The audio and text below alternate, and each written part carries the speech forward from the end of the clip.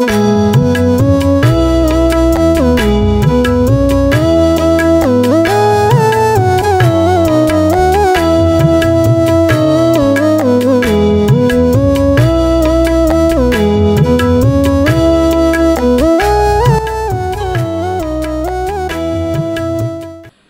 brothers and sisters in the Lord, ప్రభునందు ప్రియమైన సహోదరి సోదరులారా, today's verse for our meditation is taken from the book of Micah, chapter 7, verse 8. ఈ రోజు మన ధ్యానం కొరకు మీకా గ్రంథం 7వ అధ్యాయము 8వ వచనం నుండి తీసుకొనబడింది. When I fall, I shall arise, the Lord shall be a light unto me. నేను క్రింద పడినను తిరిగి లేతును, యెహోవా నాకు వెలుగుగా నుండును. There are two ways of understanding what is happening here. ఇక్కడ జరుగుతున్న సంగతులు మనం అర్థం చేసుకోవడానికి రెండు విధాలు. One is that Micah, after detailing how sinful all of Israel has become in verses 1 to 6, ఒకటేమో 1 నుండి 6 వచనాల్లో మీకా ఇశ్రాయేల్ ప్రజలు ఏ రీతిగా పాపం చేసి ఉన్నారో సంగతులు చెప్తున్నాడు. and he then turns to confess his own sin and hope in verses 8 to 10. తర్వాత 8 నుండి 10 వచనంలో తన పాపములను కూడా ఒప్పుకుంటూ ఆయన ఒప్పుకోవాల్సినటువంటి సంగతులను చెప్తున్నాడు. And another option is to view Micah here as speaking in the place of the collective whole of Israel. మరొక విధానంలో చూడాలంటే మీకా ఇశ్రాయేల్ అందరూ సమిష్టిగా వారి పక్షంగా వారితో నిలబడి మాట్లాడుతున్నట్టుగా ఉంది. In other words, మరొక మాటలో he was చెప్పాలంటే talking on behalf of Israel, ఇశ్రాయేలీల పక్షంగా మాట్లాడుతున్నాడు. and secondly on his own behalf. రెండవది తన పక్షంగా కూడా So చెప్పుకుంటున్నాడు. either interpretation is possible and does not significantly change the meaning. కాబట్టి ఈ రెండు కూడా సాధ్యమే. ఇది మరి మార్చవలసిన అంత ప్రాముఖ్యత ఏమీ లేదు. So the meaning will be the same. దాని అర్థము ఒకటే. But I am inclined to think that Micah is likely speaking for all of Israel at this point. ఇక్కడ ఈ సందర్భంలో మీకా ఇశ్రాయేల్ అందరిని ఉద్దేశించి చెప్తున్న సంగతులు నాకు అందరి అర్థమవుతుంది. పక్షంగా. అందరి పక్షంగా మాట్లాడుతున్నట్టుగా నాకు గ్రహింపవుతుంది. Confessing that they have fallen seriously from what God has called them to. దేవుడు ఏది చేయాలని పిలిచాడో దాని నుండి వారు దిగజారిపోయి పాపం చేసిన సంగతి చెప్తున్నాడు. But also holding out the hope that God is not done with his people but will still fulfill his promises which he made with Abraham and David. అయినను దేవుడు అబ్రహాము దావీదులతో చేసినటువంటి ఆ నిబంధన ప్రకారము వారిని క్షమిస్తూ వారి ఎడల ఆయన కార్యం జరిగిస్తాననేది ఇంకను చెప్తా ఉన్నాడు. So God has not lost hopes. దేవుడు ఇంకను ఆ నిరీక్షణని కోల్పోలేదు. And he will vindicate Israel after exile. ఆ చెర తర్వాత ఇశ్రాయేల్ పక్షంగానే న్యాయం తీరుస్తాడు. Whether this is referring to Micah personally or to Israel collectively, ఒకవేళ ఇది వ్యక్తిగతంగా ఇజ్రాయిల్కి సూచిస్తున్నా లేదా సమిష్టిగా వ్యక్తిగతంగా మీకాకిని సమిష్టిగా ఇశ్రాయేల్కి సూచించిన the conclusion is the same. నిర్ణయం ముగింపు మాత్రం ఒకటే.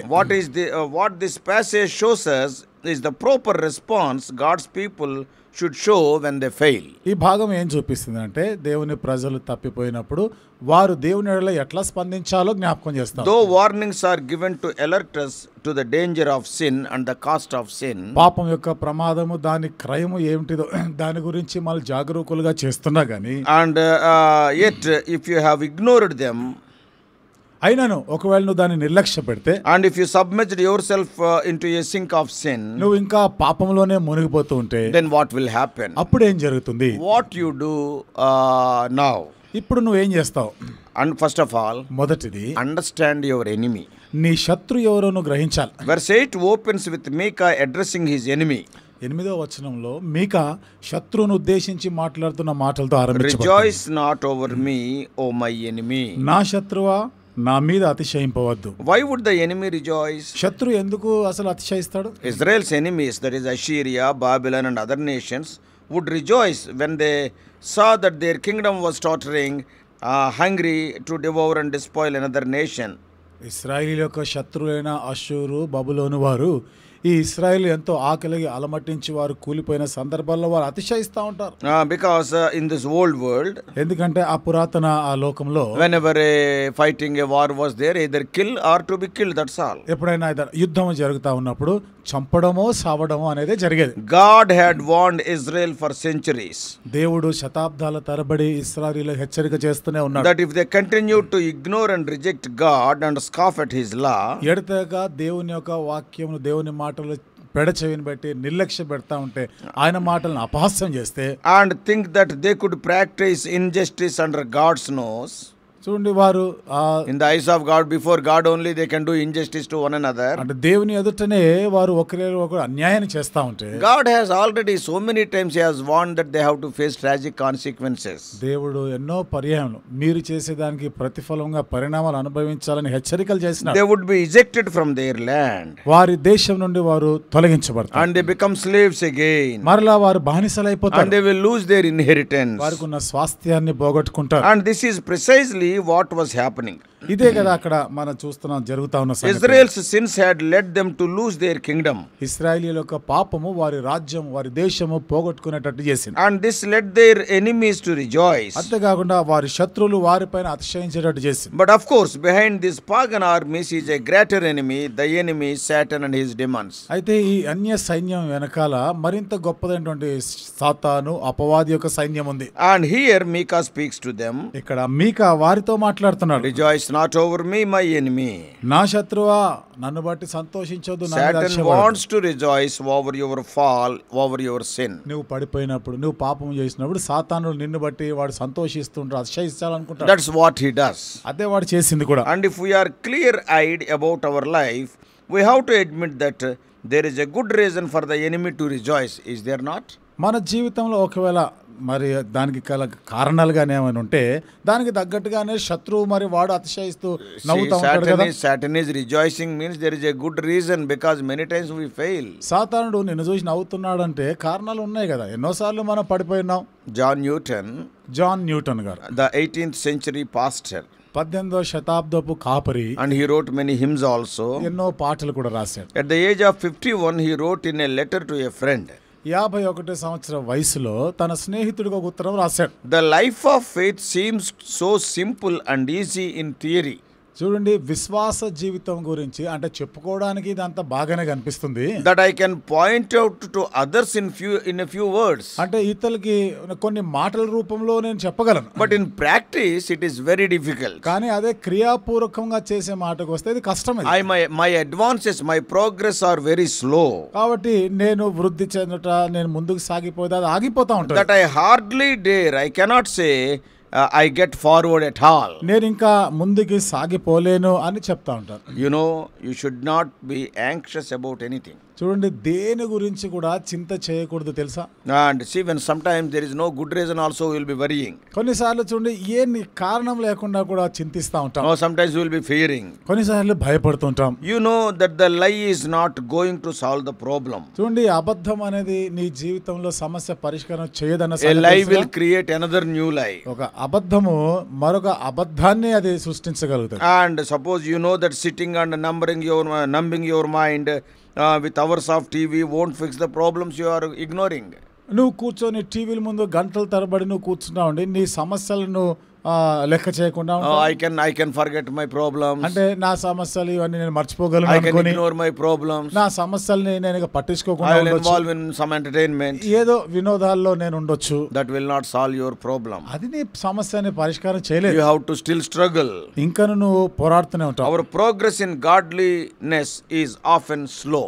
దైవ భక్తిలో ఎదుగుదల అనేది తరచుగా అది నిదానంగానే ఉంటుంది. So why would our enemy not have a good reason to rejoice? When we are going slow, automatically enemy will rejoice. శత్రు అతిశయింపకుండా ఎందుకు ఉండాలి? ఎందుకంటే మనము నిదానించినప్పుడు ప్రభువులు ఎదగడం ఆగిపోతూ నిదానిస్తున్నప్పుడు వాడు సంతోషిస్తాడు. Why are Christians so often stuck in a pit of despair? క్రైస్తవులు ఎందుకని నిరాశ అనేటువంటి ఊబిలో కూరుకుని ఉంటారు? Why are they so often prone to putter through life with so little zeal and so little joy? ఎందుకని చాలా తక్కువ సంతోషం, తక్కువ ఆసక్తి కలిగి ఉంటారు వాళ్ళు? Here is a sketch of many Christians today. ఈ రోజు ఇక్కడ చాలా మంది క్రైస్తవుల గురించిన దృశ్యాన్ని చూస్తాం. At one point, ఒక సందర్భం, earlier in life there was a great awakening in their hearts to the reality of God. ఇంతకు పూర్వము దేవుడు అనేటువంటి ఆ వాస్తవికత మాటకు వస్తే హృదయంలో వాళ్ళు ఎంతో ఆసక్తిగా ఉండేవారు. They found suddenly the love for God to be something that swept them up. అకస్మాత్తుగా దేవుని ఎడల ఉన్నటువంటి ఆ ప్రేమ తొలగిపోయినట్టు కనబడుతుంది. But slowly over time,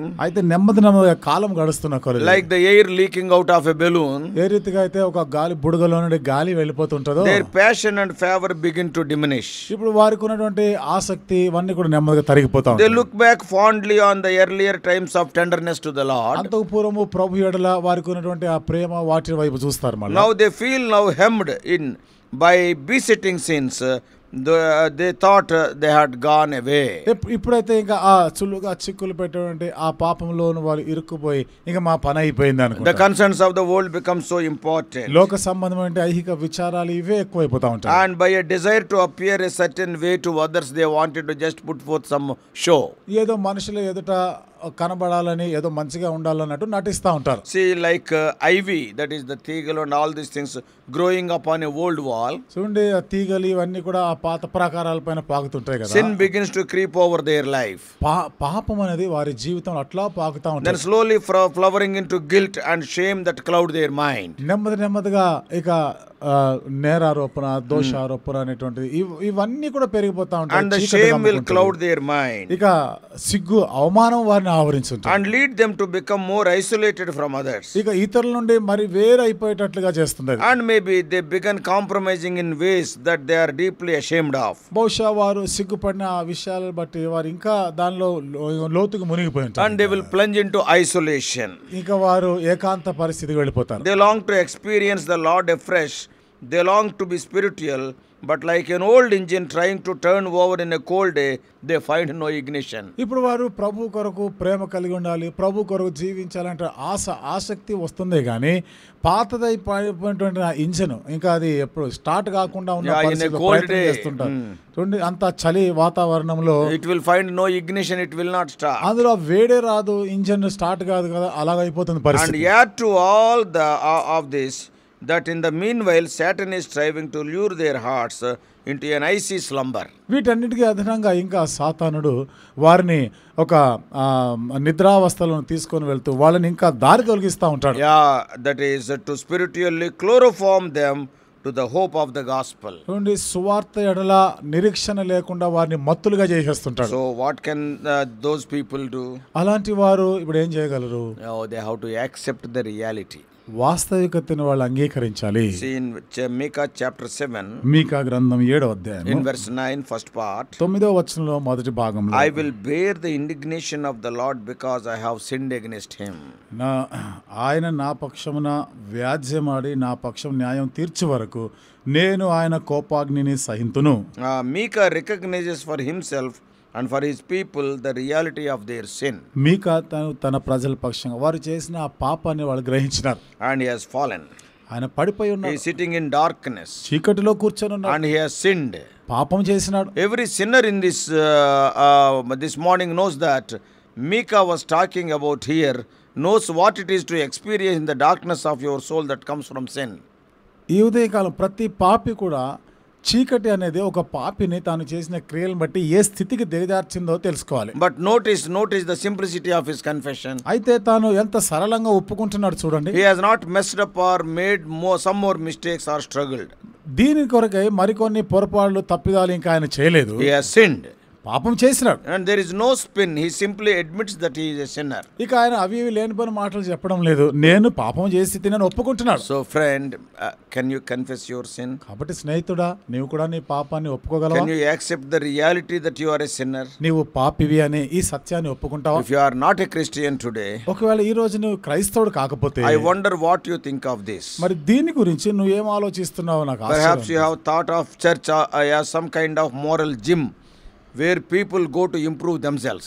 బహుశా సంఘము చర్చ్ అనేది ఏదో ఒక నైతికమైనటువంటిది, ఏదో శక్తిని మనం పుంజుకునేటువంటిది, ఏదో మనుషులు అట్లా పోతూ వస్తుంటారు అనుకుంటున్నావేమో. If you want to know what it means to be a Christian, ఒక క్రైస్తవుడు అనగా ఏమిటిదో గాని నువ్వు తెలుసుకోవాలనుకుంటే, it first begins with admitting that you are not good and then trusting that Jesus is so good that the sacrifice of his life alone could make up for our great lack. మొదటిదిగా నువ్వు మంచివాడో కాదు అని ఒప్పుకోవాలి. దేవుడు మాత్రమే మంచివాడు, ఆయన ప్రాణం పెట్టినాడు, ఆయన రక్తమే నన్ను మంచివాడుగా చేయగలుగుతుంది అనేది నువ్వు ఒప్పుకోవాలి, నమ్మాలి. While we indeed hope to see ourselves grow in our life, in our faith, మన విశ్వాసంలో మన జీవితంలో మన ముందుకి ఎదగాలనేటువంటి నిరీక్షణ కలిగి ఉన్నప్పుడు we never graduate from the simple pattern of confessing our sin and turning to Jesus.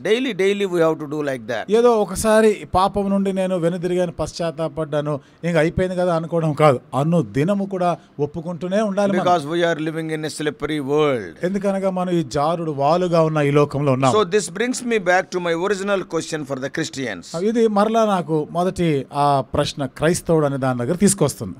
Can a Christian be a sinner? ఒక క్రైస్తవుడు పాపి కాగలడా? Have you felt yourself as a sinner? నువ్వు ఎప్పుడైనా నువ్వు పాపివి అని అనిపించిందా నీకు? Yes, it is true.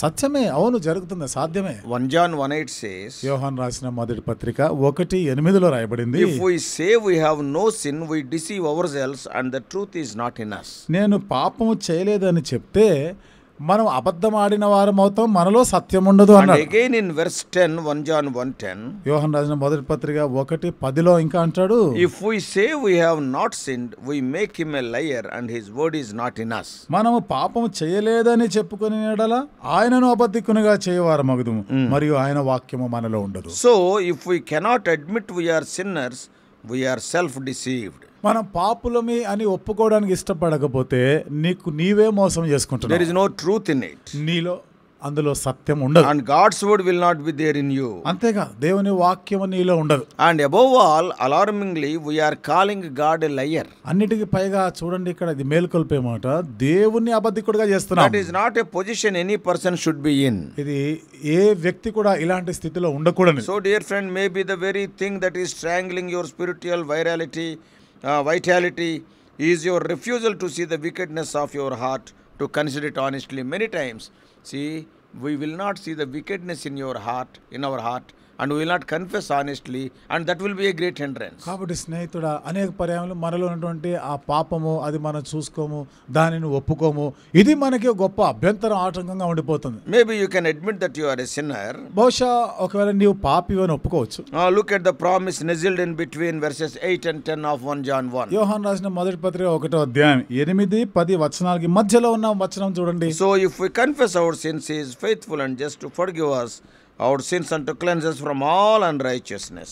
మన పాపములను మనము ఒప్పుకొని ఎడల ఆయన నమ్మదగిన వాడును నీతిమంతుడును గనుక ఆయన మన పాపములను క్షమించి సమస్త దుర్నీతి నుండి మనలను పవిత్రులనుగా చేయును. A theoretical confession of theoretical sins చూడండి, ఏదో మనం పైకి ఒప్పుకుంటూ ఏదో మాటలతోనే ఆ పాపములను ఒప్పుకున్న వారమైతే that gives us only a theoretical salvation from a theoretical savior. ఇది ఒక రక్షకుని వద్ద నుండి నీకు ఏదో పైకి వచ్చిన రక్షణ మాత్రమే ఉంటుంది. So dear friend, కాబట్టి ప్రియులారా, you have real sins that need real confession. వాస్తవంగా నువ్వు చేసావు పాపములు, దానికి వాస్తవమైన ఒప్పుదల అవసరం దానికి. Because the real Jesus has a real salvation to offer. ఎందుకంటే నిజమైనటువంటి యేసు ప్రభు నిజమైన రక్షణ ఆయన నీకు ఇస్తాడు. There is forgiveness and acceptance waiting for you. నీ కొరకు క్షమాపణ ఉంది, నిన్ను ఆయన అంగీకరించడానికి సిద్ధంగా ఉన్నాడు. That is only in the arms of Jesus on the other side of your confession. ఇది నువ్వు గాని ఒప్పుకున్నట్లయితే అటు యేసు ప్రభువు వారు తన చేతులు చాచి He ఉంటున్నాడు. will cleanse you from all నీ unrighteousness. సమస్త దుర్నీతి నుండి ఆయన నిన్ను కడిగి He will పవిత్రపరుస్తాడు. wash you. నిన్ను కడుగుతాడు ఆయన. So do not hide behind the fig leaves of your own self-righteousness. కాబట్టి నీ స్వనీతి అనేటువంటి అంజూర ఆకులు వెనకాల దాచుకునే ప్రయత్నం చేయి. Do not delude yourselves about any kind of notion of your sin, moral grandeur or character. ఏ రకమైనటువంటి నైతికమైనటువంటిది కానీ నీ జీవితంలో కానీ ఎలాంటి పాపము చేయడానికి నువ్వు అట్లా చేయకు. Just come to Jesus with all your sin.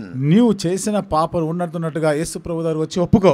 Notice that when Micah says he is in darkness, గమనించండి, ఎప్పుడైతే మీకా చీకటిలో ఉన్నాను అని చెప్తున్నాడో, the Lord will be light. యెహోవా వెలుగుగా ఉండును. He will be light to him. ఆయన అతని వెలుగుగా ఉంటాడు. Even in the pit of the well of sin Micah has dug, Jesus is there with him. ఒకవేళ మీకా ఆ పాపాన్ని బట్టి ఆ గోతిలోకి దిగజారిపోయిన స్థితిలో ఉన్న అక్కడ దేవుడు వెలుగుగా ఉన్నాడు. If you believe that, two things will happen. నువ్వు ఇది నమ్మినట్లయితే రెండు సంగతులు జరుగుతాయి. Your prayers are going to start becoming more honest. నీ ప్రార్థనలు చేయబోయే ప్రార్థనలు మరింత యథార్థంగా ఉంటాయి. And you are going to start being honest with one another. ఒకరి ఎడల ఒకరు యథార్థంగా ఉండడం నువ్వు ఆరంభిస్తాం. James tells in James 5:16.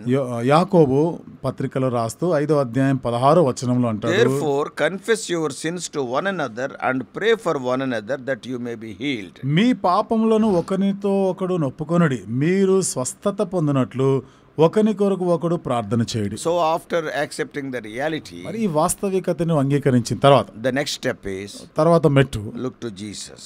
యేసు వైపు చూడాలి. Amidst Micah's confession of sin, there is confidence. మీకా తన పాపంలో ఒప్పుకుంటున్న దాంట్లో ఆయనకు ఒక ధైర్యం, నిశ్చయిత ఉంది. In verse 9, 9వ వచనం, until he pleads my cause and executes judgments for me. చూడండి, ఆయన నా పక్షమున వ్యాజ్యమాడి నా పక్షమున న్యాయము తీర్చు వరకు నేను ఆయన కోపాగ్ని సహించు. This seems like a strange request right after someone has just confessed their own sinfulness and guilt. ఇది ఎట్లా ఉంది, ఒక వ్యక్తి తను చేసిన పాప స్థితిని, తన దోషారోపణ చేసే పరిస్థితిని ఒప్పుకున్న తర్వాత పరిస్థితులు చూస్తున్నాం. The justice of God seems like the last thing sinners should be asking for. దేవుని యొక్క న్యాయం ఒక పాపి చివరిగా ఆయన యొద్ద నుండి కోరవలసినటువంటిది. The language of these lines is the language of a law court. ఈ మాటల యొక్క భాష ఎట్లా ఉంది, ఒక కోర్టులో, ఒక న్యాయశాలలో మాట్లాడినటువంటి మాటలుగా. Micah is confident that God himself will serve as his attorney pleading his cause. మీకాకి ధైర్యం ఉంది, దేవుడే తన పక్షముగా ఆ వ్యాజ్యం ఆడతాడని. But in this case, కానీ ఇక్కడ చూస్తే the defendant has just admitted his guilt. What could be there to defend? ఈ ప్రతివాది తను మరి తన పక్షముగా చేసుకునే దానికి he has confessed his sin. తన పాపం ఒప్పుకున్నాడు. Yes, I have committed sin. అవును, నేను పాపం చేశాను అని ఒప్పుకున్నాడు. Then what is there to defend? కాబట్టి ఇంకేముంది ఆయన ఒప్పుకోవాల్సింది. Imagine a prisoner on death row sitting down with their attorney and saying, I want justice. చూడండి, ఒక వ్యక్తి మరణ శిక్షలో ఉన్నటువంటి వ్యక్తి ఇంకా కొన్ని నిమిషాల్లో మరణించవలసిన వాడు, శిక్ష అమలు అవుతుంది కదా, ఏం చేస్తాడు ఆయన? He told that I am guilty, I am a sinner. అవును, నేను పాపిని, నేను నేరం చేసిన వాడిని, నేను ఒప్పుకున్నాడు. Now death punishment is there. ఇప్పుడు మరణ శిక్ష పడింది ఆయనకి. But what is there to defend now? ఇప్పుడు ఆయన అడగాల్సింది ఏమిటిది, ఏం చేసుకోగలడు ఆయన? But Micah assumes that God is not only the attorney. ఇక్కడ మీకా నిశ్చయంగా చెప్తున్నమాట, ప్రభు నా పక్షంగా వ్యాజ్యం వాడు మాత్రమే కాకుండా, but he is also the judge also. He executes judgment. ఆ న్యాయం తీర్చే న్యాయాధిపతి కూడా ఆయనే. So God is the judge and also our lawyer. కాబట్టి దేవుడు మన ఉత్తరవాది, వ్యాజ్యమాడువాడు, అంతేకాదు మనకి న్యాయం తీర్చే న్యాయాధిపతి కూడా ఆయనే. He is the one who is pleading a case for Micah. ఆయన మీకా పక్షంగా వాదించేవాడు ఆయనే. And also the one hearing the case and rendering the verdict also. ఆ యొక్క ఆ వాదనలు విన్న తర్వాత దానికి తగినట్లుగా తీర్పు తీర్చే న్యాయాధిపతి కూడా ఆయనే. And Micah is confident that despite his own guilt, that God's judgment will deliver him, will bring him out on the light. మీకాకు ఉన్నటువంటి ఆ ధైర్యం, నిశ్చయిత ఏమిటంటే, ఇన్ని విన్న తర్వాత కూడా దేవుడు ఒక న్యాయాధిపతిగా నా పక్షంగా న్యాయం తీర్చేటువంటి దేవుడు. Yeah, because he is the judge. ఎందుకంటే ఆయనే న్యాయాధిపతి. Yeah, he can forgive me. ఆయన నన్ను క్షమించగలడు. So Micah of course lives about 700 years before Jesus walked on earth. అయితే ఈ మీకా క్రీస్తు పూర్వం 700 సంవత్సరాల కాలంలో ఉన్నవాడు. And he talks about the promises regarding the blessings and redemption and salvation. ఆయన విమోచన, రక్షణ, ఈ ఆశీర్వాదాల గురించి మాట్లాడుతున్నాడు. What Micah looks forward to in hope, we now receive. For him it is the future, for us it is the past. మీకా ఏ విషయాల గురించి నిరీక్షించి ఉన్నాడో, అంటే ఏదైతే ఆయనకి భవిష్యత్తుగా ఉందో జరగబోయేది, అది మన జీవితంలో ఇప్పుడు ప్రస్తుతం అనుభవిస్తున్నాం. So how can God be both judge and attorney? ఇక్కడ దేవుడు తాను ఒక వ్యాజ్యమాడేటువంటి ఒక ఉత్తరవాదిగాను న్యాయాధిపతిగాను ఈ రెండు ఎట్లా చేయగలడు? Because Jesus our intercessor, our mediator. ఎందుకనగా యేసు ప్రభువారు మన పక్షంగా విజ్ఞాపన చేస్తూ మనకి మధ్యవర్తిత్వం వహించేవాడు. And also he is our God in the flesh, attorney. అంతేకాకుండా ఆయన శరీరంలో ఉన్నటువంటి దేవుడు, ఆయన మన పక్షంగా వ్యాజ్యమాడువాడుగా. And he stood before the judge, the Father. ఆ తండ్రి అయిన న్యాయాధిపతి ఎదుట ఒక మరి ఉత్తరవాదం చేసేవాడుగా ఉంటాడు. And he presented the case. ఆయన మనకున్నటువంటి ఆ వ్యాజ్యాన్ని ఆయన దగ్గర ప్రవేశపెడుతున్నాడు. We would be pardoned because he placed our guilt on himself. చూడండి, మన దోషమంతా ఆయన మీద వేసుకున్నాడు, మోపబడినది కాబట్టి మనము క్షమించబడగలం. Galatians 3:13. గలతీయులకు రాసిన పత్రిక 3:13లో He redeemed us from the curse of the law by becoming a curse for us. మన కొరకు ఆయన శాపమై ధర్మశాస్త్ర శాపము నుండి ఆయన మనల్ని విమోచించాడు. Leaving us free, which is the Bible tells that the righteous live by faith. మనకి ఆయన మనల్ని స్వతంత్రులుగా చేసి బైబిల్లో చెప్పబడినట్లుగా నీతిమంతుడు విశ్వాస మూలముగా జీవించునన్నమాట. So our living, our pardon, కాబట్టి మనము జీవించుట, మన యొక్క క్షమాపణ and our freedom మన comes not by our own record. మన స్వేచ్ఛ, మన స్వాతంత్రం అనేది మనం చేసిన వాటిని బట్టి కాదు. It is not because of our own good deeds, ఇది మన సత్క్రియలను బట్టి కాదు, but by our trust in what Jesus has done to satisfy the justice of God. అయితే దేవుని యొక్క న్యాయం తీర్చలాగిన, ఆయన తృప్తి పరచలాగిన యేసు ప్రభు వారు చేసిన కార్యాన్ని బట్టి దొరుకుతుంది. So in fact, అయితే వాస్తవంగా he has satisfied it so completely that Micah can plead for justice after he has sinned. ఎంతవరకు ఆయన చేసినాడంటే మీకా తన పాపం చేసిన తర్వాత కూడా సంపూర్ణంగా ఆయన క్షమించబడగలంత వరకు. That is what we read in 1 John 1:9. అదే యోహాను రాసిన మొదటి పత్రిక 1:9 రాయబడింది. God is faithful and just to forgive us our sins and cleanse us from all unrighteousness. దేవుడు మన పాపములను క్షమించి సమస్త దుర్నీతి నుండి కడిగి పవిత్రపరచలాగిన ఆయన నమ్మదగినవాడు, నీతిమంతుడైన. Before closing, కాబట్టి ముగించే ముందు today my exhortation to you today, ఈ రోజు మీకు నా హెచ్చరిక ఏమిటంటే, confess that you are a sinner నీవు పాపివి అని ఒప్పుకోవాలి. and let Jesus be your savior. యేసుప్రభువుని నీకు రక్షకుడుగా ఉండనివ్వాలి. Trust him totally and completely, సంపూర్ణంగాను ఆయనని పూర్తిగా ఆయన నమ్మాలి. and he will be your attorney, ఆయన నీ పక్షంగా and he వ్యాజ్యమాడబడుతుంటాడు. will be your judge. ఆయన నీకు న్యాయాధిపతిగా He ఉంటాడు. will plead your case, ఆయన నీ పక్షంగా వాదిస్తాడు. and also he will forgive you. ఆయన నిన్ను క్షమిస్తాడు. He will cleanse you thoroughly. ఆయన నిన్ను సంపూర్ణంగా కడిగి శుద్ధునిగా చేస్తాడు. May God help you. దేవుడు నీకు సహాయం చేయనుగాక. Let us pray. ప్రార్థన చేసుకుందాం.